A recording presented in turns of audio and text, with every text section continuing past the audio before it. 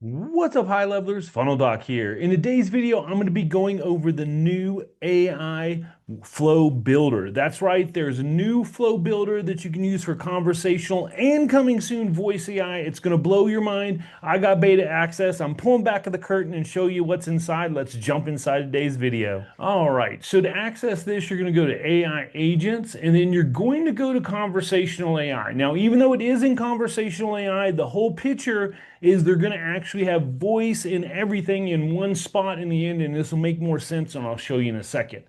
So the way you do this, you go to conversational AI, then you're going to see right here you have the flow-based builder. You're then going to hit create bot, and then we'll just call this test demo.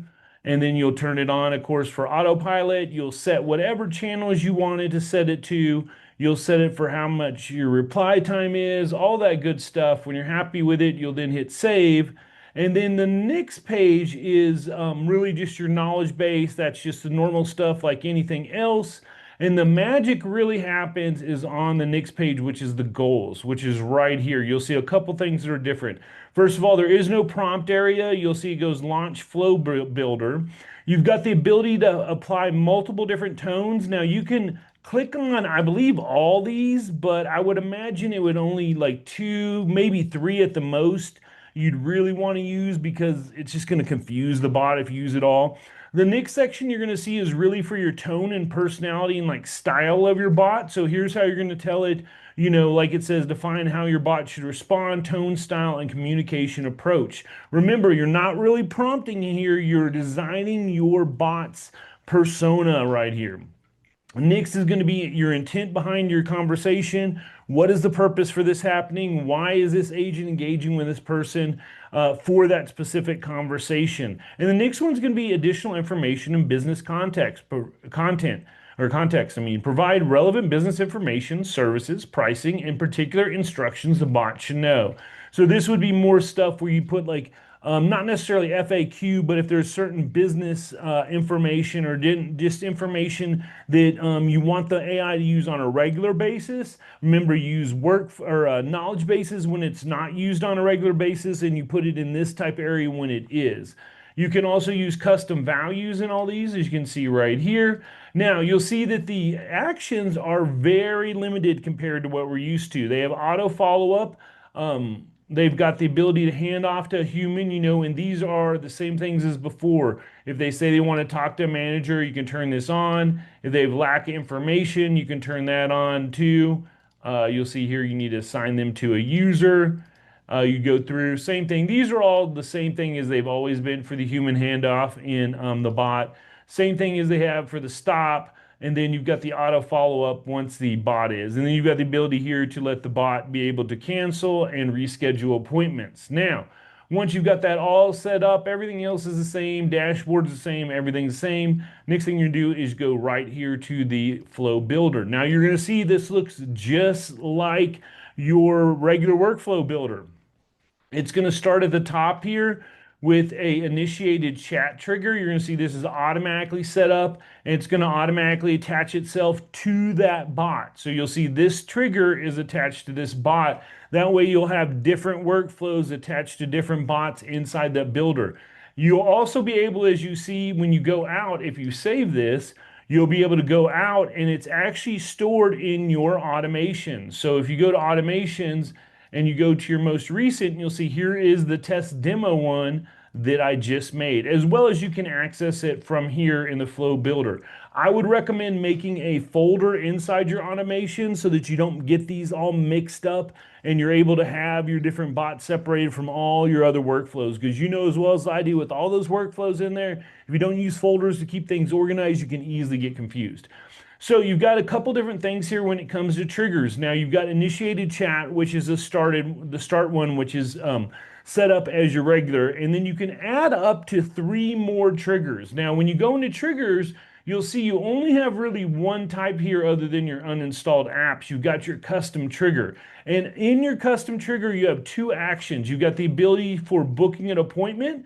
So this is when the customer wants to book an appointment. And you'll see down here, you got a priority. So this is to help avoid conflict. So if it's got one thing going on and this is set up, it's on 1 to 10, 10 being the highest priority, and this is on a 5 and this is on an 8, it's going to go for the 8 versus the 5 and override and give priority. And then it's also got the sensitivity of how easily the AI is going to recognize it. So you'll see, for instance, in the conversation, if they say book an appointment and you're not at the book an appointment node anywhere in there, this will trigger and actually send them to that node. And I'll show you all that in just a second once we add more nodes to it. Before we add that trigger, let's do this actually. Let's go ahead and show you a workflow that I have set up for one of my other bots that I was working on earlier. And you'll see this is all set up and good to go. So I have the initiated, and then you've got other triggers here. You've got, like I said, you can do up to one more, and you've got the appointment, and then you've also got the ability to add custom scenarios, which can be anything in the workflow. You'll see right here, I have a couple. I've got one custom action right here. The user wants to learn more about buying voice AI or wants to buy voice AI. And when that happens, it automatically shoots them actually all the way down here to this voice AI step. I can actually stop this and I can remove that path, and then I can put that path anywhere. I'm like, oh, you know what? They want help with voice AI. So let's click right there. And now he's going to go right here and they would receive this message. Same thing is you'll see right here for booking an appointment. This actually goes to the book appointment link. The cool thing is you can set these up for any criteria. So if somebody said customer service, you could have a whole nother flow, and you could do branches and flows within the branches. It's really cool. And I was talking to devs, and their thought too is right now it's conversation, but imagine right here, next thing you know, they might have outbound voice or have any type of voice control as well. So their idea is this is just the beginning. This is going to become a universal flow hub for all AI inside of Highlevel. That's what the devs actually told me. So next thing we'll go over are some of the different fields. So you'll see I have this set up. When you hit the action key, you've got your different triggers. You really only got your initiate chat, you've got your custom scenario, and then you got your book appointment. And then you can do as many custom scenarios as you want. Up to now, you can only do 3 triggers other than the default trigger. And then these are the different fields. You got capture information, book appointment, in conversation.